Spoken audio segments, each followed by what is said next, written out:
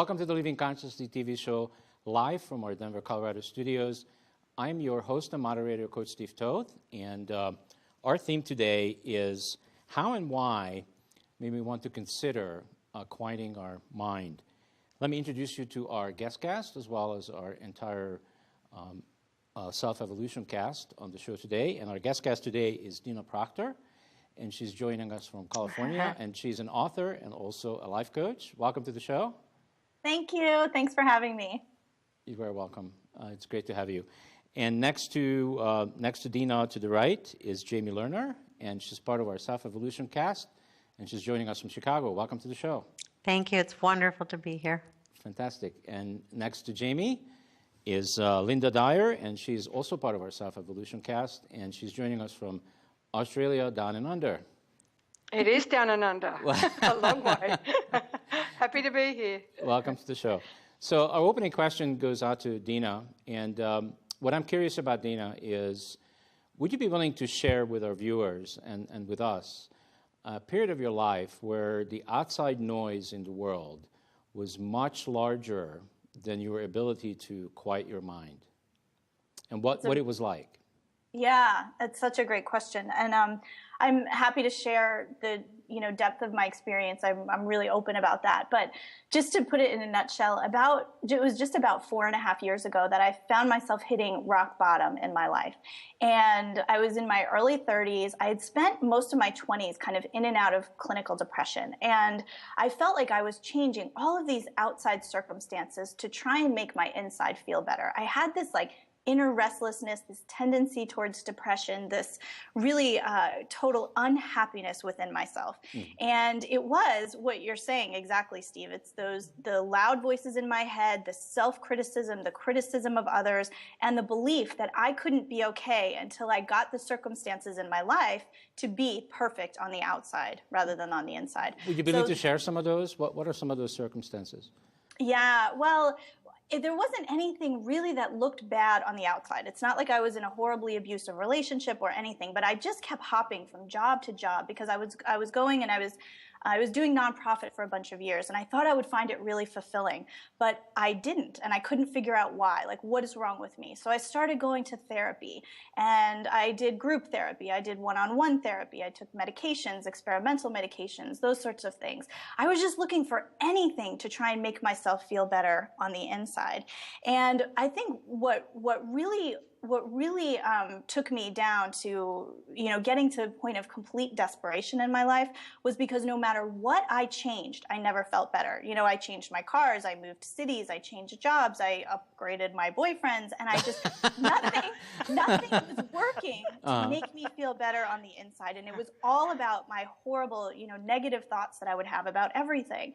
But see, the key to it was that I had this misconception that the outside needed to be right in order for my inside to feel okay. And by the inside, I mean, just kind of that inner restlessness that I was struggling with. I didn't know that I didn't have to change a thing on my outside world to be able to find peace inside of myself. It's kind of like whenever you move, you take yourself with you. That's what I was doing.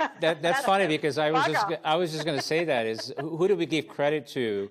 Wherever you are, wherever you go, there you are. Yeah.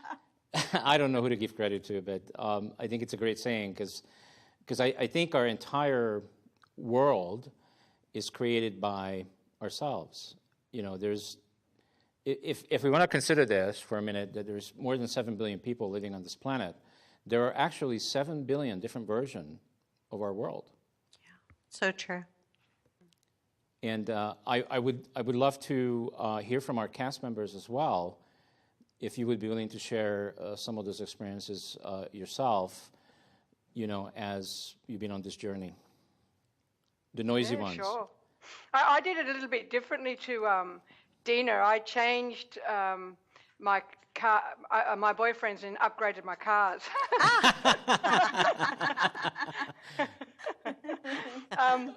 So yeah, that's where I got it wrong, Dina. Thanks for that. I got a disease trying to prove that the outside was what I had to listen to and work hard and work 4 jobs and do this and do that and continually proving myself to the world that it wasn't about, how wonderful I was inside of me, I had to continually prove to everybody else that I was great and that I could do it, and I couldn't do that unless I was working for jobs, doing 2 degrees in 2 years, and raising a family, and working 2 jobs when I came back, and this continual pushing out to the point where I got really sick. And then you have to look inside and all of a sudden it sort of like dawns on you that this doesn't work. Whatever this is, this outside stuff that's coming in and the messages that are saying that you have to work hard and that everything has to be hard, doesn't work. It actually wears you out. And it's a much more peaceful place not to be there. I know this is going to be challenging. Thank you, by the way, Linda. I know this is going to be challenging for Jamie, but I'm going to go for it anyway. Well, it was a little different for me because I always have heard my inner voice and have always followed my inner voice, which created all kinds of problems for me on the outside because the world did not agree with any of what I was choosing for myself. So I made some choices pretty early on, even in terms of disconnecting from my family in order to stay true to myself and follow my own voice. And I have to say, that's the loudest and clearest voice that I have always heard. And so I have other issues because I'm very difficult to influence. No one influences me. It becomes a different kind of a problem, I have to say. But I believe that... Is it a problem, really? Why is it a problem? I think sometimes it's a problem for other people because they don't know how to get in. If they cannot influence me, how do they get in? So I think one of my biggest challenges is how do I make room for other people in my life and include them in my life without necessarily allowing them to influence me, because I think there's a difference. I mean, I love people to join my life, to be part of what I'm doing, and that's very different than having somebody be part of your life because they're directing you and advising you. Yeah. But wait a minute. So are you saying that you are not open for anyone to influence you? I'm not really. No, I'm not. I'm not. Well, that's really interesting. Open. That's interesting. I have to make a request that you need to look at that because for me, part of consciousness, and please anybody chime in any moment if you want to, but for me, part of consciousness is, and our growth and our evolution as human beings is that one of the prerequisites for me is that I have to be open. If I come from a place where I already know what I know, I'm in trouble. Well, I think what I'm saying is different because the way I navigate through my life is that when something resonates with me, then I know that that is something I can align myself with. So I am easily influenced in that way, but I find my way. So I'm open to everything and everyone, but it's a different kind of... Okay. I have an example I want to share, okay? And sure. We're not going to get too specific, but just a real overview. Okay, so a while back, I asked you to go to somebody I work with to go to a seminar. And when I first made that request, you basically said to me, I'm not interested, I'm not open, why are you asking me to do this? And I asked you to do it because you happen to live in Chicago, and the person that was making that presentation was doing it in Chicago, and I wanted to get some real feedback. Like, I wanted somebody that I'm close to and I trust, like you, to give me some feedback on how you're experiencing this person. And then you went, and then... But hold on one second, because we need to be clear. I said to you, I just want you to know that this is not something that resonates with me or that I really necessarily would align myself with. However, I'm going to go because it's important to you. Mm-hmm. Correct. That's what I said. Correct. Okay, Correct. Go ahead. Now you can carry on. Go ahead. Yes, that is accurate. So, okay. So, and I wasn't even attempting to influence you at all. I was just making a request. And then what I learned after you went there and you had an opportunity to listen to this guy, that you have completely turned around. Like from being not open, you became completely open. Is that accurate? Well, I think that I certainly would not have experienced this person without your encouragement of me going there. And so I'm really glad I did. And what I'm also really glad that I did was had the opportunity to meet the person in person before the seminar, because that changed everything for me. If I had not had an interaction and interface with this person and been able to really see them and feel them and know them in a very short period of time before the seminar, I don't know if I would have been influenced to continue on, or have stayed. So, what can I tell you about that, except that I think that as we feel our way through every opportunity, it's so important to listen to what we're picking up on and trust ourselves. So that's I got that. But you could have easily told me, no, I'm not interested, which you have, and no, I'm not going to go. Well, I would go for you. I would go because it's important to you. I mean, and that's the other thing. I am so happy to do something for another with the clarity that I'm not really interested, but I'm happy to do it for you. Okay. And there's a difference there, I think. Okay. All right. That's fair. So was this a good example, after all, to show our viewers that you maybe can be influenced? I guess if you want to use that influence, I guess that yes, I can be influenced, and we should all be influenced, but feel our way through the entire experience and take what resonates with us, and the rest just kind of leave. Yeah. Okay. Got it. Yeah, that's fair. Okay. So I wanted to share something too, of my own experience, and I think my journey was very similar to what Dina described, except I think my experience was on,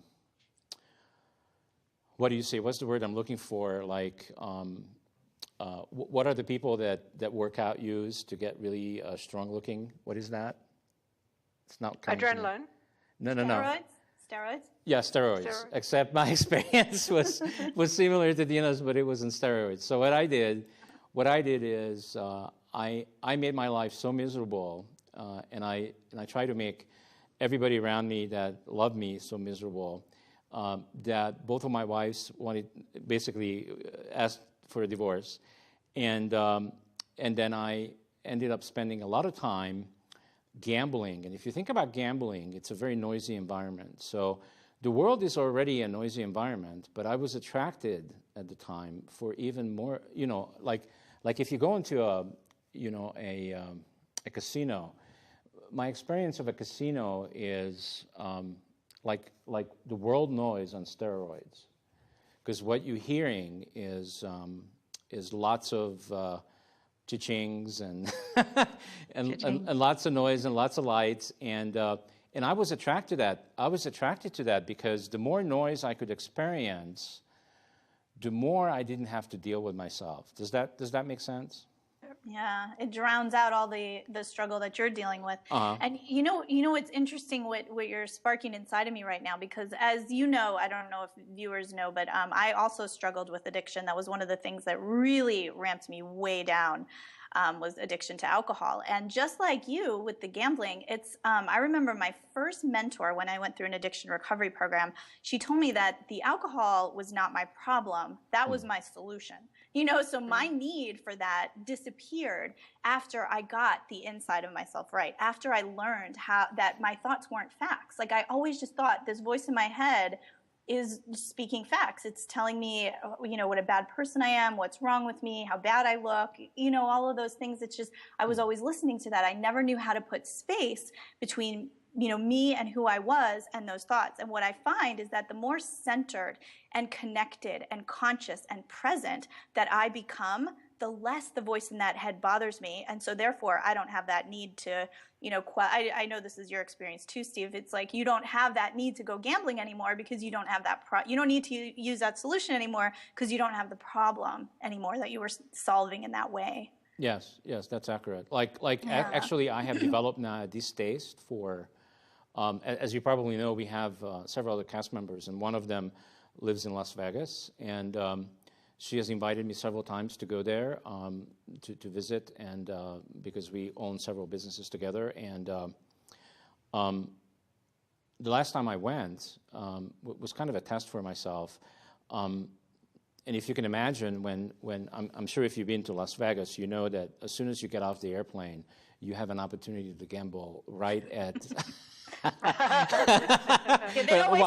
While you are waiting for your luggage, you have an opportunity to go up to, because there are machines everywhere, and it was interesting that, you know, I was paying attention to myself, and I wasn't interested at all to gamble, and then Ninon took me around to some beautiful casinos, and the environment was actually superb, and I still didn't have a desire. I didn't even have a desire to gamble. I basically, and you know, and I took money. I had credit cards. I didn't have to hide any of that stuff from myself so that I wouldn't be tempted. But I wasn't tempted, and I wasn't. I guess the word I want to say is I wasn't interested, which is very similar to what I'm going through right now with my health. Is that I went through this whole process of cutting out all the fast foods and pop and all this other stuff, and I am now to the point where when I even see like pop, like I see my kids or I see my grandkids drinking it, I'm not interested. Like, you know, I took my grandkids to the movies and they were drinking all the way through the movie, and I could have just picked it up and drank from their cups, but I had no interest. It's like I lost interest because I know that it's not good for me. Like my higher self knows that that's not in my best interest. Does that make sense? Yeah. And also you're out of the habit of it now too. It's sort of like you've seen the other side when you're not having it, and how great you feel, and that sort of seems to come up and go, wow, I just prefer that, and I just don't have any taste for what I used to like. Right. So I would love to hear, some experiences beginning with Dina. What's the process that you went through to actually go inside of yourself and start to quiet your mind? What was that like? Well, it was something that I was not very open to in the beginning, because the reason that I ended up in an addiction recovery center to begin with was not because I thought I needed help. You know, I was one of those huge denial, classic case type of people. But anyway, when I finally just, admitted to myself, because I planned to take my own life. I was at such a horrible disconnect and such a horrible place within myself that I didn't want to live anymore. And because I reached that rock bottom, I think that was it, because I was so stubborn. I think that was the only thing that really broke me open. And so I decided, I opened myself up to getting a coach and a mentor. And the first thing that she told me to do was to learn to meditate. And I looked at her like, what kind of solution is that? What does that even mean? I don't even know. Hello? And she just, but she was so insistent. Like, really?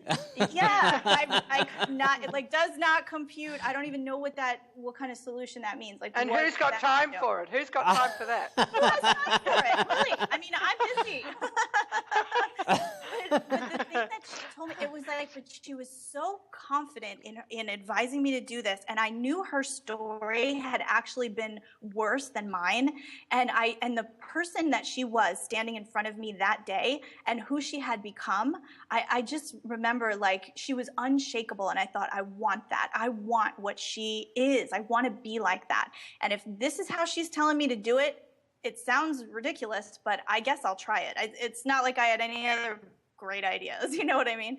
And so her instruction to me was to sit still for 20 minutes every morning and focus on my breathing. That was how I was going to begin my meditation practice. So, of course, I put it off for a couple of weeks, but I ended up, anyway, I finally started it. And I figured out that I could not physically sit still for more than 3 minutes at a time, because I was in withdrawal from alcohol. I was still, having these negative suicidal thoughts. So sitting still for longer than 3 minutes was intolerable to me. But since she had told me to sit for 20 minutes, I would do 3 minutes here and there throughout the day. Like every few hours, I would sit for 3 minutes so that I could call her at the end of the day and say, oh, I did it. I did 20 minutes. I could say that I was a success. But what's amazing about it, Steve, is it's evolved into what I call 3x3 meditation. It's 3 minutes 3 times a day. And I didn't realize, it started to feel good to be in those 3 minutes of silence after, 8 or 10 weeks of doing this. I had to go through my withdrawal. I had to go through, I had some processing to do in order to get to the point where these little 3-minute breaks actually started to make me feel neutral or make me feel good or make me feel at peace. And then in those little 3 minutes, I didn't even know what visualization was, but I just started imagining stuff, and I started to use it to solve problems. And this is, several months into the practice. It's not, this wasn't day one. It was several months into it, but I started getting curious about what is the power of the visions that are coming to me and the imagination that I'm having while I can be still in these 3 minutes. And you were talking about higher self before. I was connecting to my highest self, my intuition. And I never knew about that power. And that's where these solutions were coming from. So I was able to heal my body from addiction. I was able to lower my cholesterol by using a concentrated visualization, lose weight, change the vibe I exude. So literally people that had treated me poorly, without me even having to say a word, I changed who I was being kind of on an energetic, I don't want to sound too kind of over the top here, but the vibe that I was physically exuding was being picked up on by people who had reacted negative towards me. It's like they were kind of subconsciously realizing that I wasn't taking that anymore, and their behavior stopped. People treated me differently and better because I started doing this practice. And I realized how practical it is after I started to get all of these, results. And it's since been described to me by, cell biologist Dr. Bruce Lipton and neuroscience and stuff, because I'm like, how is this possible that 9 minutes a day I'm able to create these different things? And it turns out I'm interrupting, these subconscious programming tapes. So Dina, anyway, that's how I started. Are you really saying that what happened? I'm just trying to figure out what you're not saying between your sentences. So I'm developing an expertise in that. So are you saying that you changed, and because you've changed, your entire world has changed, and because you changed, people actually didn't change. However, they could not respond to you the same way. You forced them to respond to you differently because you changed. Yeah. Is that accurate? Those people around you didn't really change. I would say that your outside world, I think everything in the physical world is just a mirror, for lack of a better analogous term, is just a mirror of what's going on the inside. So when I'm holding the space of expectation of people not treating me well, that expectation allows that to come into my experience. But if I'm having a different you can see it with different people giving little children, instructions. They'll listen to one adult the same instruction and they won't listen to the other one. What is that? It's because that person is holding themselves differently and holding a different expectation that the child is responding to. So that's what I think. I just think that since my inside changed, the mirror being the outside world came to match that change. Yeah, exactly. I get it. So if you go out into the world with low frequency, low energy, the world will respond to you accordingly. Correct? That's been my experience. Yeah. Okay. All right. And I think one of the other great points that came up from Dina was that the universe is sending us messages all the time. It's just that when we're busy doing our addictions or whatever it is, whether it's, for me, with activity, somebody else it could be food, somebody else it could be alcohol, somebody else it could be gambling. One of the statements I loved when John Canary was talking with Bob Proctor, he came out and he said, we don't have an alcohol problem, we don't have a drug problem, we don't have a gambling problem. He said, ladies and gentlemen, we have a self-image problem. And he said, all those things wouldn't be a problem if we felt really wonderful about us. And it was really a core that struck with me, and that the universe is talking to us all the time, but the only time we tend to listen, as Dina was saying, is when we take that time out of the rest and we just sit and relax. I find when I just sit, and for me it's around gratitude, just Like I've just been for a walk in the dark this morning and the sun is just rising now. So walking and just being grateful for everything, you know, whether it's the birds and the whatever, but that gratitude and that quietness. And my walks became that quiet time, and I can have the most amazing messages come to me about what can happen that day and what I can do and what I'm capable of. And I think the other message is that when the messages come, when you're quiet, and you hear the messages because you're not preoccupied, to remember that you are never, ever given a message you cannot achieve. Mm. And that's what I got. That when I started to get messages that I could help change people, help instigate change in China after an earthquake, I started to believe everything. I just said, well, I'm here, I can do it. How do I do that? It wasn't like, you must be joking. So the messages are small. They Who am I? Yeah. I mean, sure, you go through that at the beginning. That you come home and you go, you've got to hear this crazy idea that came to me today. Like, there's no way I could do that. That's the initial conversation. And then after a while, you know, I'm flying into China, there's an earthquake, and I get this message that I'm there for a purpose. And I'm going, what the? Okay, then, let's make it happen. And it's really like taking on board these beautiful messages, and we can't do that when we're busy. We can only do that when we're open for the message and grateful that it came, and then work out a plan on how we can make it happen. Great. Yeah, thanks. Thanks, Linda. So I want to check in with all of you right now and see, as we are interacting here on this show and having this dialogue, are you having any experiences of any internal dialogues going on at the same time within your mind? The experience I just had was that message, was about stopping. I had a clear message coming up saying, you know, talk about, you know, that when you stop, everything comes to you. You hear the messages. Mm-hmm. Yeah. So, yeah, I got that. But what I'm after is, I'll just come from my own self. So as I'm experiencing this show right now and as I'm participating with you, I'm noticing that I don't have, in my head, I don't have anything going on in there. There's complete quiet. Like there's, you know, if I refer back to earlier times in my life, there would be all these conversations going on about, well, so look over there. Jamie is seems like she's bored. She has her hands.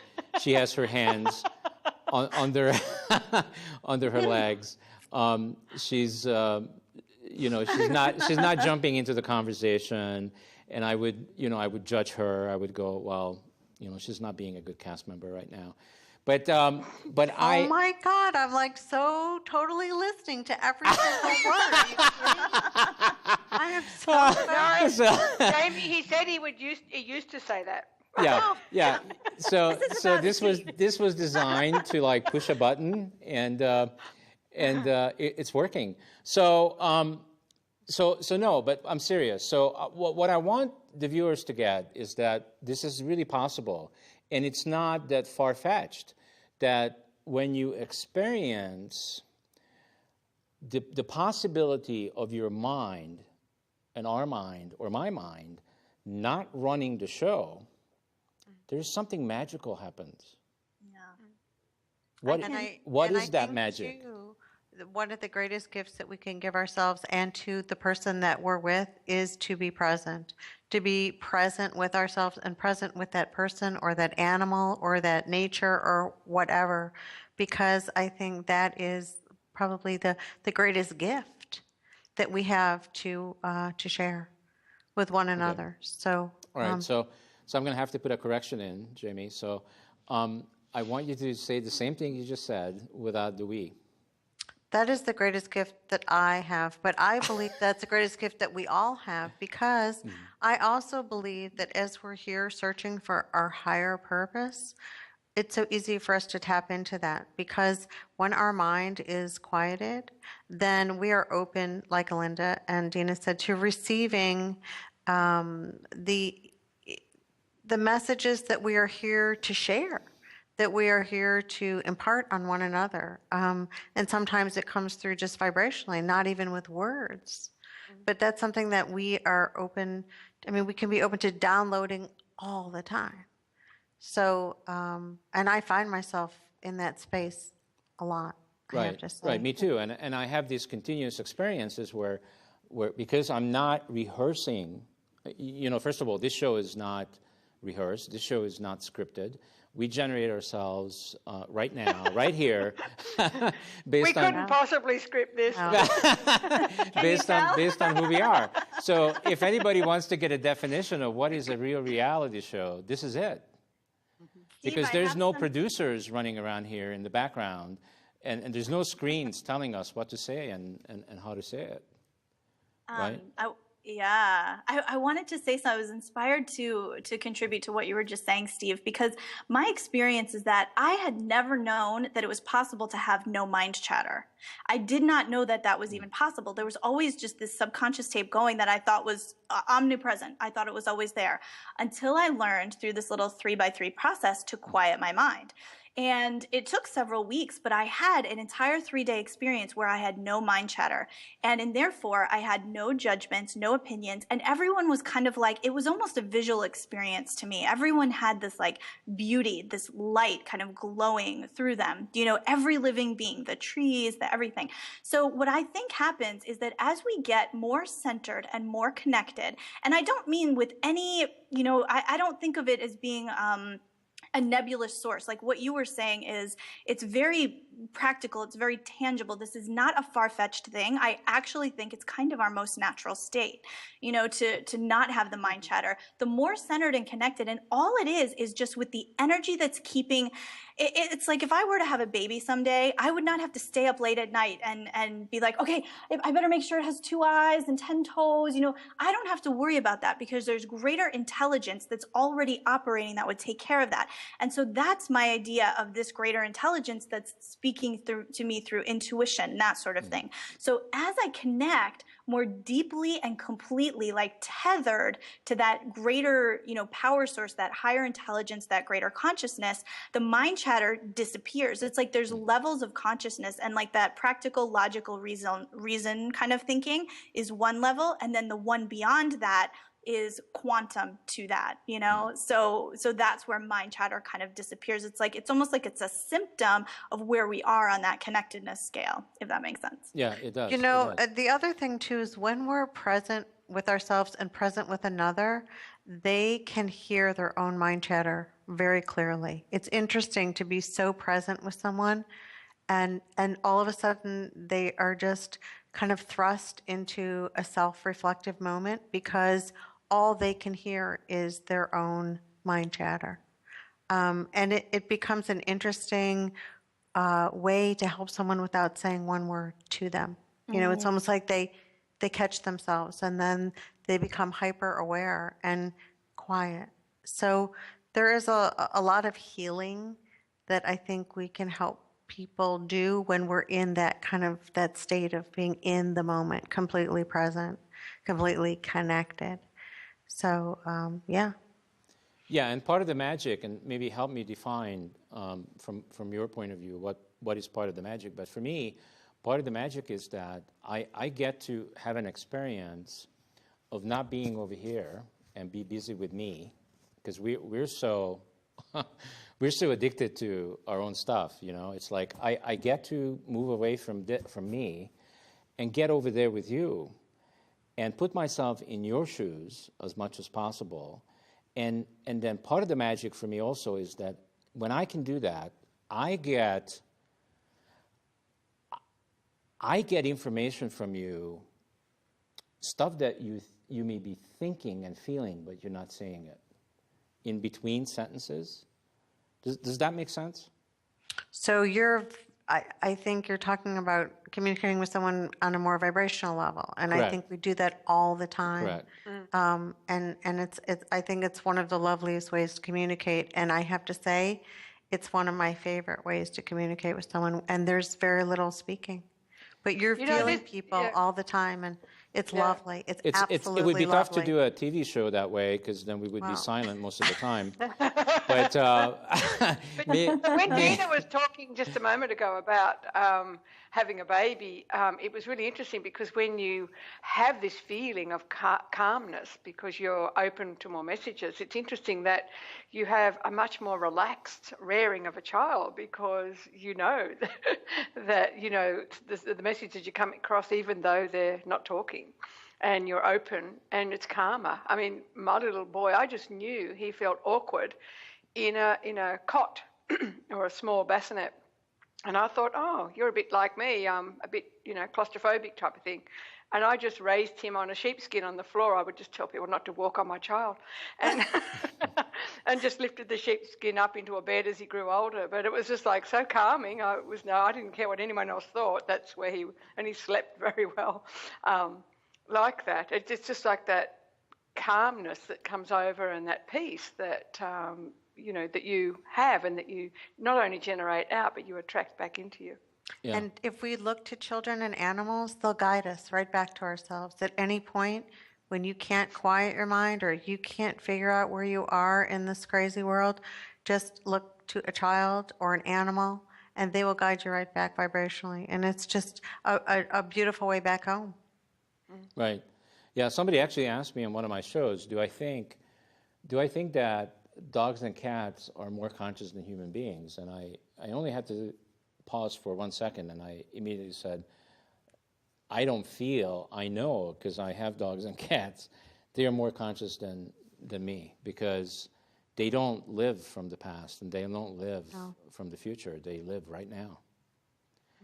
And by the way, I just wanted to get a little bit, from a more practical standpoint for our viewers, what are the top 3 reasons you think people break up in relationships?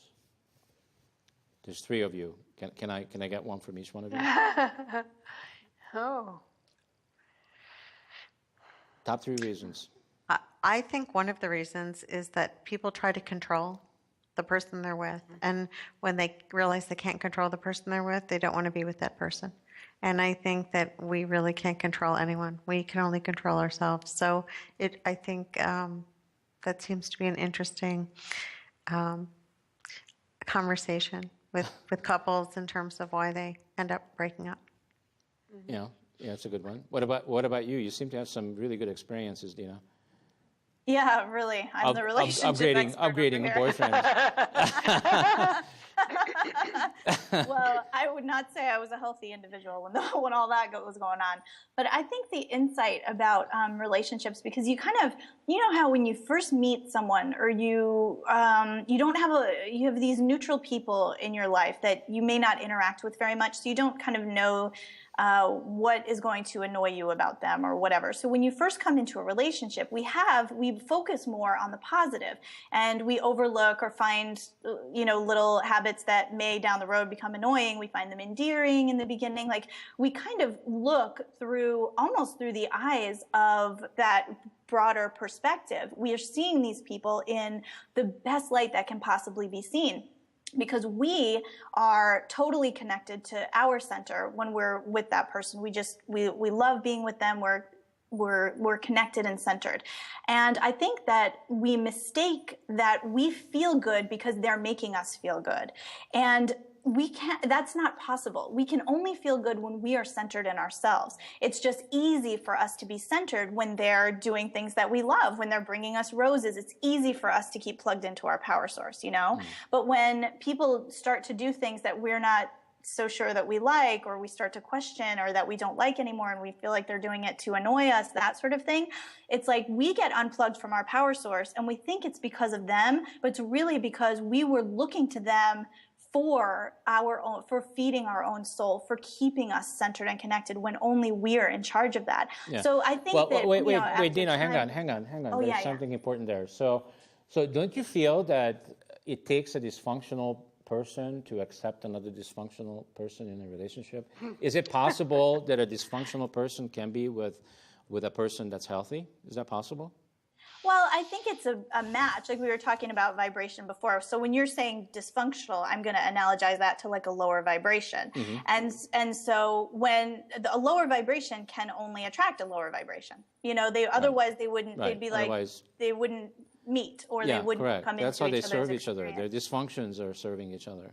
Yeah, it's that's what they know. That's how they live. That's how they view the world. That's their perspective. Jamie is fidgeting. What does that mean, Jamie? Well, I'm concerned here because I knew it. Body language spoke. That's right. There's no judgment here because I think it's better to say lower vibration than say dysfunction. Dysfunction to me implies judgment because there is no optimal level of function. People function the best they can, where they can, how they can. So that's what you're sensing is right. I'm sensitive to that, and I think we should be careful, not to use terminology that is judgmental because everything's fine here. Yeah. So. Okay, so this is from real statistics. So number one reason is communication, and this is in disorder. Communication. Number two is money. Number three is sex. So what do you think about that? And what does communication has to do with our ability to be in the present? I think a lot of the communication that is maybe misread or misrepresented within a relationship, I think it goes back to what Jamie was saying, is around control. When somebody's, wants to control you, even with their communication, like I would like you to wear that, or I'd like you to come with me to this, or I remember my ex-husband saying, the only reason I don't invite you to my work functions is because you're too popular. And so I said, let's just try it. He said, all right, I'll sit down that end of the table. And we had 20 years together. We're still connecting today. It's just a wonderful relationship. It's just interesting. So, and he's done that end. And so I met this other guy opposite me, and we had this most amazing communication. He asked me what I was in, and that time I was in health. And he said, so I really shouldn't be doing this, should I? And I said, hey, your choice. I'm not here to judge anyone. And then he said, well, I really shouldn't be putting the butter on this, and I shouldn't be drinking that beer, and I shouldn't be. And I went, whatever. But we were laughing and laughing. And in the end, my husband's boss thought we were having too much fun. So he came up, pushed this guy out of his seat, and started chatting to me. Well, you can imagine my husband at this stage, he's going, oh, my God, here she goes again. It was really funny. It was like I didn't move from where I was, but I was going to have fun anyway. But, yeah, so communications is that the controlling part? What are we doing when we communicate with our partner? Right, but doesn't that have to do a lot with also listening? I mean, don't you feel that a lot of people are challenged with their ability to listen? Like a lot of people just do a lot of talking, and you can see this on commercial TV too. There's all these shows where everybody's talking all at the same time. There's a lot of talking going on, but nobody's listening. Yeah, it's an excellent point. And I think when, teaching NLP for a long, long time, one of the most things that we just have the most difficulty with is that art of listening, of understanding the auditory person and taking that time to really listen to what somebody's saying. I love that expression, you hear with your ears, but you listen with your emotions. And Like it's really true listening. because you don't have to respond. I mean, listening doesn't mean responding. It just means listening sometimes. And I think that's the piece that's missing. People are so quick to respond, jump in, put in their input, give advice, tell their own story. But to just be still with someone and hear them, I think that's very valuable in any relationship. Yeah, so I just was reminded to a recent experience I just had that kind of appropriate for this dialogue. So what happened is I was referred to somebody, a PR agent, to have a conversation with her about the possibility of them entertaining being on our network to help authors. And this person is here in Denver, and I called her, and I told her that my intention is just to find out from her what she's doing specifically, how is she working with authors, and I just wanted to learn about her. and how media would work in her business, and would it really help her. And you know what happened? She actually ignored my question and what I just described at the beginning of the conversation. So the reason I'm bringing this up, because I don't think she heard the thing I said, because she was preoccupied with something else. And you know what happened next? She started to control the entire conversation by putting me on a defense about, okay, so how big is your network? How many people are watching? How many people are listening? How do you do this? How do you do that? So I got frustrated because I wasn't accomplishing what I wanted to accomplish, which is I wanted to learn about her. She was basically over there. My perception is that she was controlling the conversation. And please jump in here anytime you want. Jamie probably wants to. So I'm not saying one thing.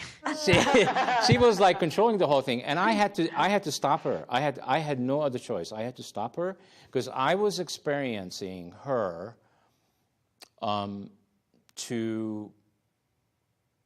that she wanted to control the outcome and she wanted to control me. So I stopped the conversation and I said, just a second, please, because I really don't do business this way. So maybe let me have you reconsider. Maybe we can have another conversation some other time when it's better for you. Or we could meet. I actually would rather suggest to meet in person. Because for some reason I am not getting a good feeling about what's being developed here. What do you think? That's excellent. And how did she respond to that? She changed her tune right away. Because you brought a piece of reality into what was going on, which is so nice. And you were speaking your truth. You weren't allowing, her to monopolize the situation, and because you weren't getting what you wanted, you were just speaking your truth and being honest and open about it. Yeah, at that point, you're right, Linda. I didn't really care about what I wanted anymore. All I was experiencing is that I was feeling discomfort. And based on all the work that I have done, I know that when I'm feeling discomfort, there is either something off over here or something is off over there, and I have a choice to make. And I think it's really helpful to people when something is not feeling good to us and we take responsibility for that and then excuse ourselves. I think that it helps the communication all around. But I think it is important to take responsibility for ourselves, because when something isn't working for us, and clearly that was the case, then it's our problem. And to excuse ourselves and create another opportunity for communication is a great option. So yeah, awesome. Yeah, thank you. So Dina, let's talk a little bit about how we can help people right now, how we can assist the viewers right now on the live show and also when they watch the replay, how they can begin to meditate and to explore how to quiet that noise down. What's the process? Yeah, it's a great question. And I approach it rather than it being something else that they already have to put on their to-do list, because most people would go into and a lot of people that I've trained or groups I've spoken to and started on 3x3 particularly, I mean any meditation practice, that just happens to be my personal one, but I think a lot of people think, oh God, one more thing to put on the to-do list, now I've got to go to the gym and now I have to meditate, now I have to do all these things. But for me, I look at it as I'll speak to 3x3 because that's what I know. And I think of it as nourishing my soul. Like we nourish our bodies 3 times a day.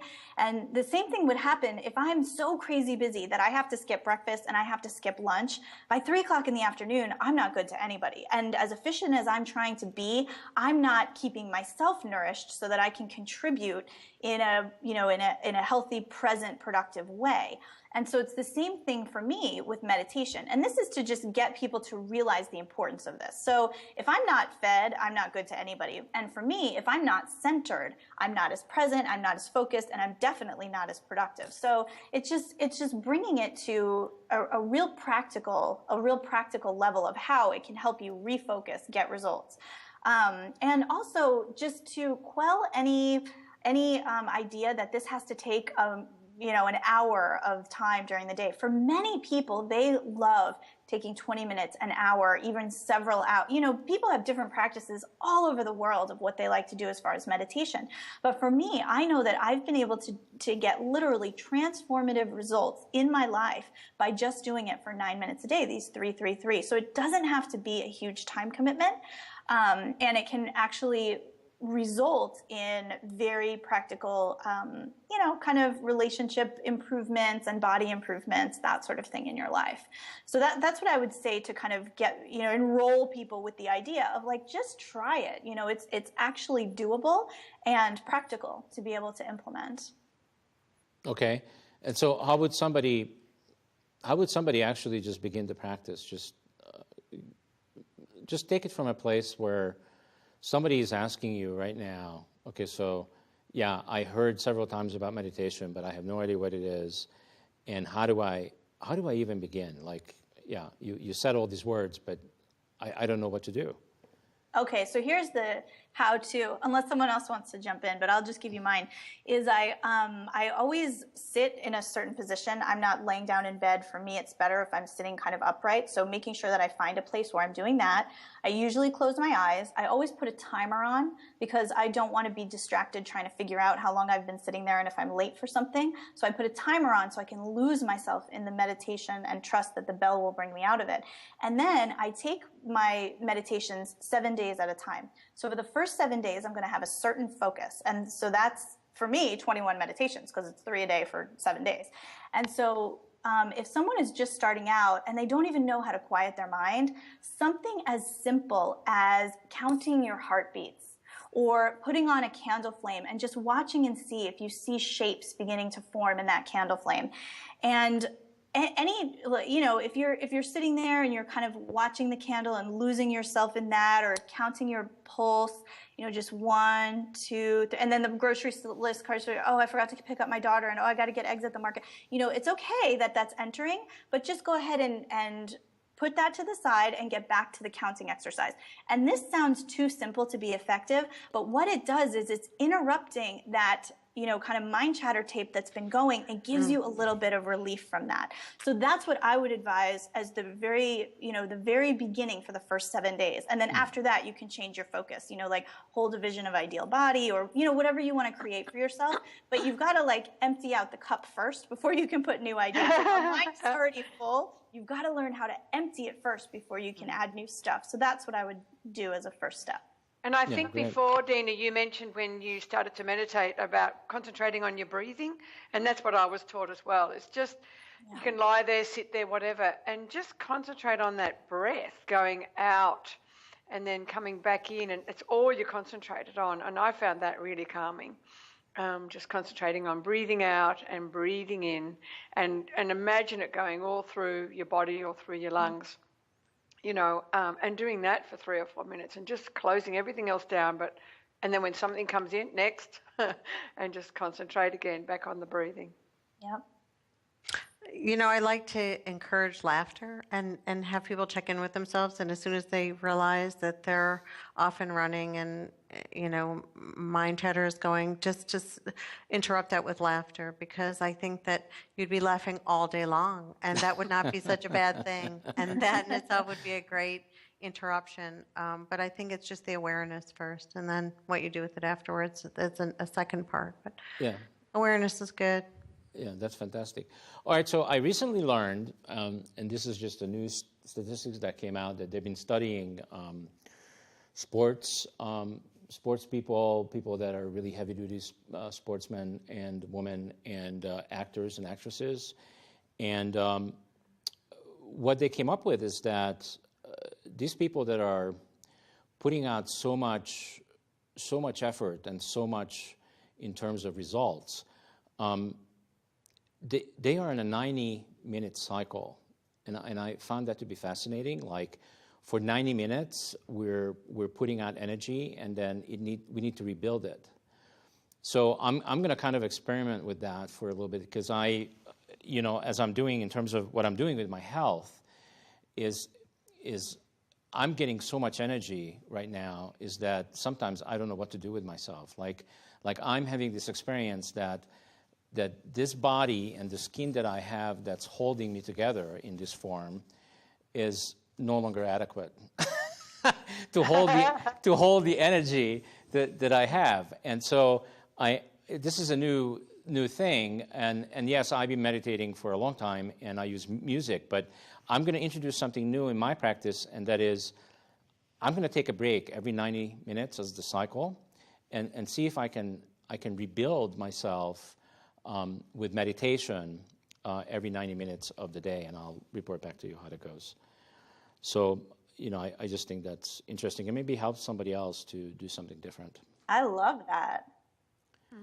All right, so we are kind of coming to the end, and we also always get crazy. So this is what I call a conscious hour.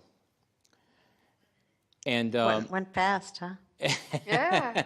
And it goes really fast, and we're not at the end yet. But I just wanted to give you a warning because I've been having a lot of experiences lately where we have a tough time, where I have a tough time ending the show on time because we get so crazy at the end. Everything just goes so well that we can't stop. So I want to make sure that I'm putting something in so that won't keep happening. All right. So is there anything else that you ladies have that you want to share with our viewers? And then we'll wrap it up. I think just feel really good about who you are and take that time out. Just, and I remember someone said, at 4 o'clock when you call it the chaos hour and you go chaotic, take some time out. And it's not chaotic. It's actually, I remember one guy said, go and have a bath. And he said, You'll be surprised how the kids just go and do what they have to do. Just take some time out. I'm sorry, Linda, I actually had a misunderstanding about time. So I'm going to be responsible for it, and I got to end the show. So I'm sorry. So here we go. So I want to thank everybody, all of our viewers, also Dina. Thank you, Dina. Absolutely, thank you. You were so much fun, and we had a great time with you and all of our cast members. I want to thank you for keep showing up every Saturday afternoon, and all of our viewers, as well as everybody behind the glass. Thank you so much. If you said anything here that touched, moved, and inspired you, please come to our website, livingconsciously.tv, and engage with us. Until next time, have a wonderful week, and I love you all.